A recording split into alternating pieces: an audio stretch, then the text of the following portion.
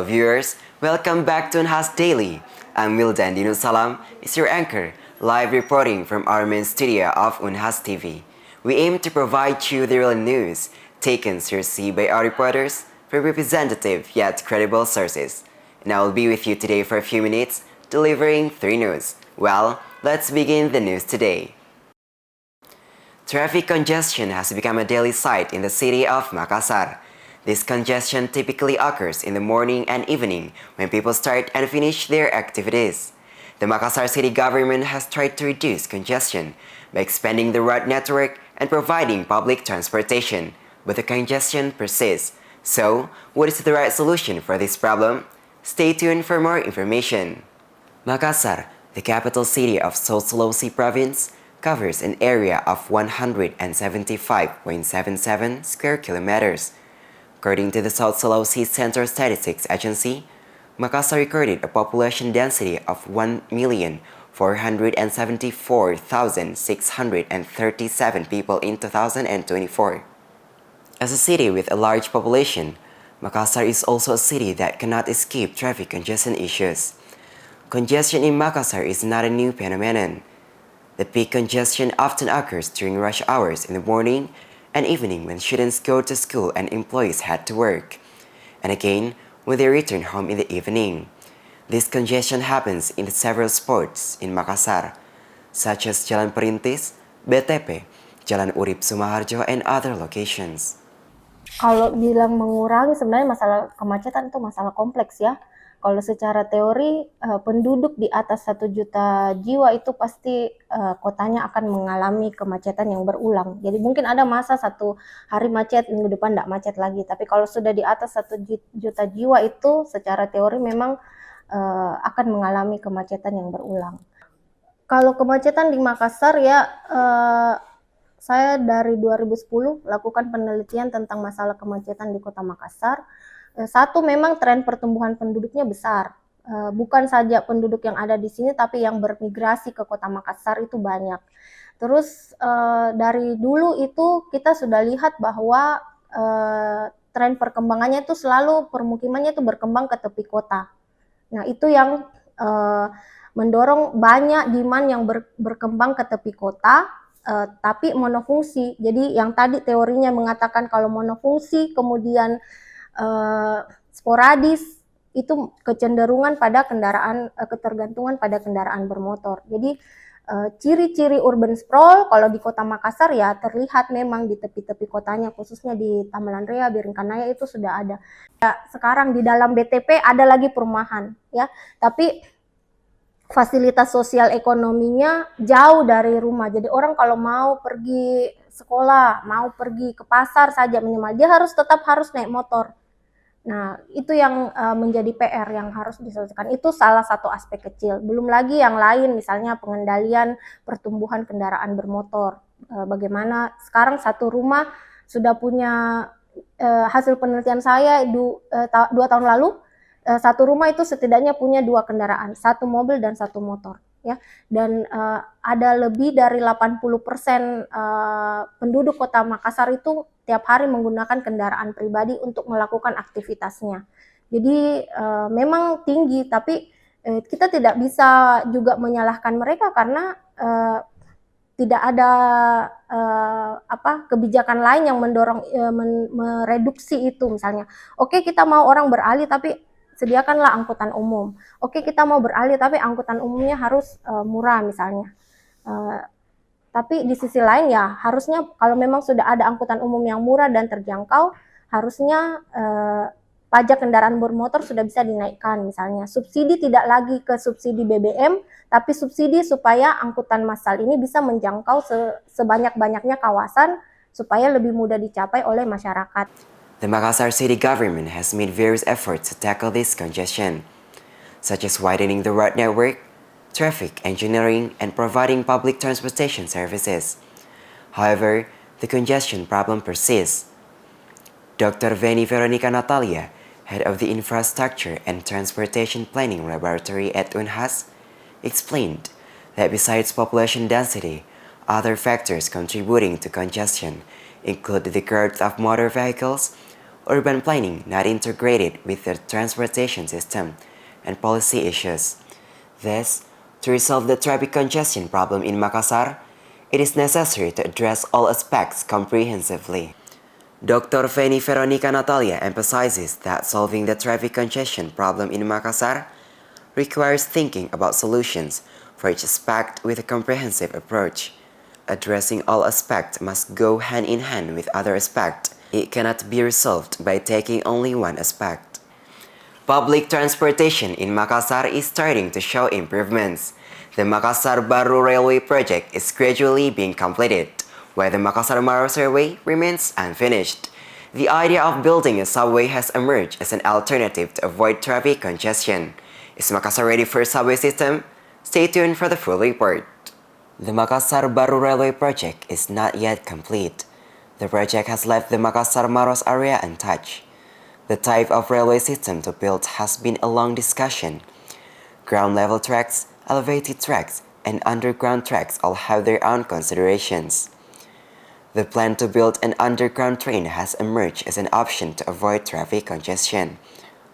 According to Unhas transportation expert and dean of the Faculty of Engineering, Profesor Dr. Engineering Insinyur Muhammad Isran Ramli, STMTI PMAR, the discussion about the railway system should not hinder the continuation of the project. With the advancement of infrastructure technology, various risks can be managed.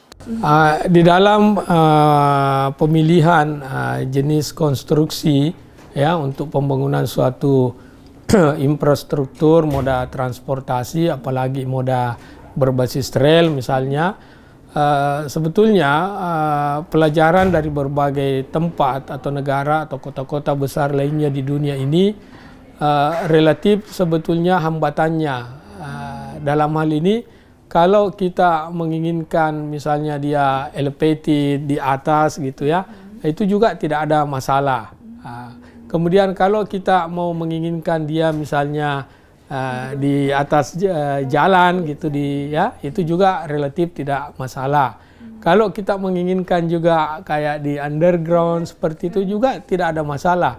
Dengan kemajuan teknologi infrastruktur sekarang ini dan bagaimana kemajuan teknologi itu mampu meminimalisir ya dampak-dampak lingkungan yang ditimbulkan, saya kira sebetulnya itu bukan lagi menjadi isu yang penting bagi semua pihak, tetapi memang yang perlu kita concern adalah sebetulnya bagaimana efisiensi dan efektivitas pembiayaan yang diperlukan ya.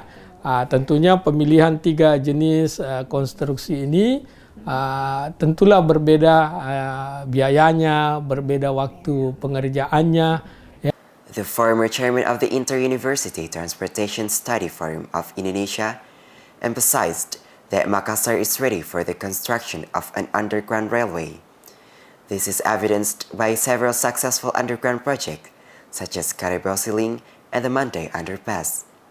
Ya, sebetulnya untuk sementara ini kan yang dioperasikan adalah baru rel yang sudah terbangun saja ya. Dari suatu perencanaan rel yang begitu panjang dari Makassar Parepare tahap fase pertama istilahnya, kemudian nanti naik sampai di mana lagi Sulawesi Utara dan sebagainya, dan seterusnya mengelilingi semua wilayah Sulawesi. Nah, terkhusus untuk jangka pendek ini ya kan tentunya seperti kita ketahui bersama, memang yang baru terbangun adalah dari Maros ya, kota Maros sampai dengan lewat sedikit kota Baru ya. Tahap berikutnya sebetulnya adalah ke Parepare. Di satu sisi pada tahap pertama ini memang tersisa nih ruas sedikit Makassar Maros ya, karena kemarin ada diskusi yang alot tentang jenis konstruksi yang cocok. Nah, tadi saya sudah sampaikan yaitu tergantung dari pemangku kepentingan saja mau yang mana, kan semua tidak ada masalah. Yang masalah kan tinggal efisien efektifnya dengan keterbatasan penganggaran dan sebagainya ya.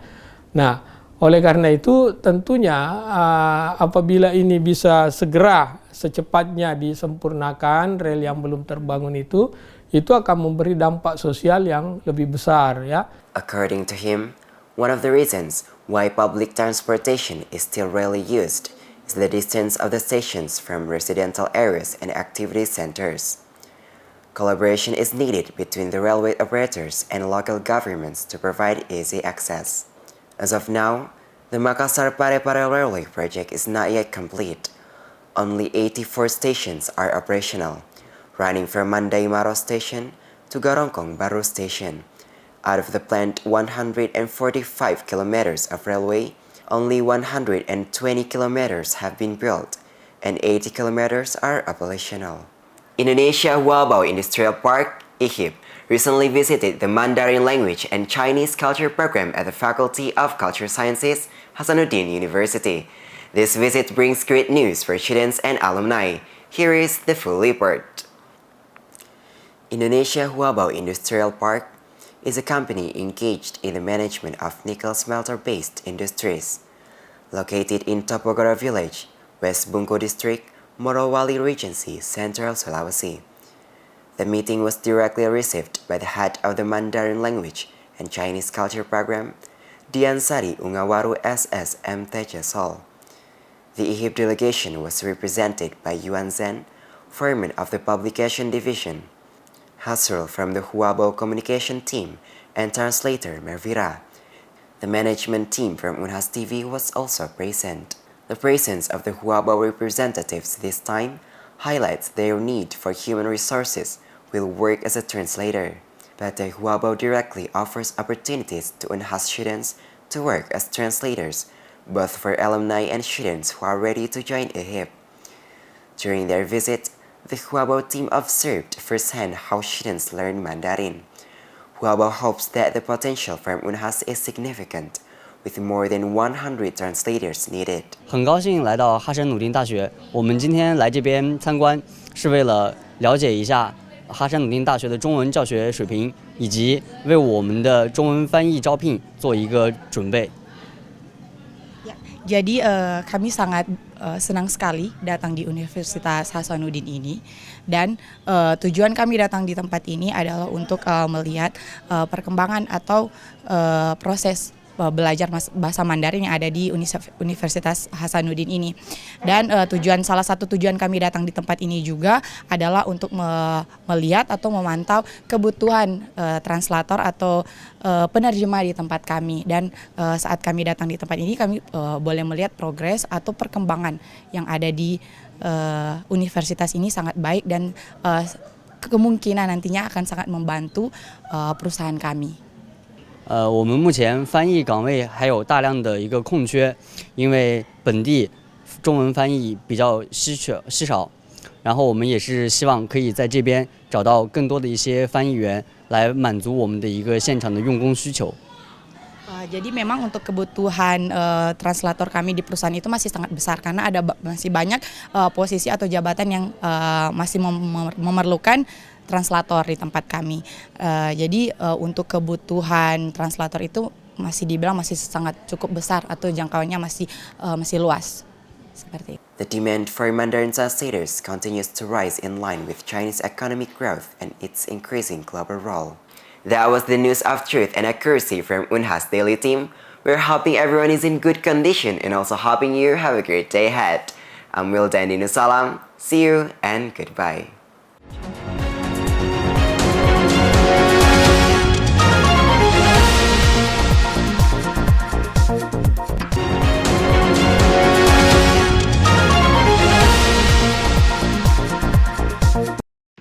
Thank you.